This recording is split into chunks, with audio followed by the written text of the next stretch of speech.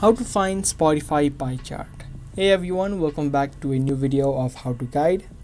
Spotify pie chart is basically a pie chart of all of the songs that you listen to. So to get and find your own Spotify pie chart, you cannot find it within the app of Spotify. For that, you'll need to open up your web browser and search for Spotify pie.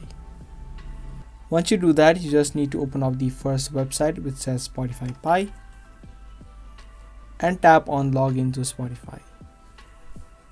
Now here you need to log into your account of Spotify, and once you are logged in, tap on agree. Once you do that, you'll be able to see your Spotify pie chart, but for my case it's not working at the moment because it's having some issues right now. So by the time you're watching, you should be able to see your Spotify pie chart in this interface, and you can even download the picture if you want or take a screenshot.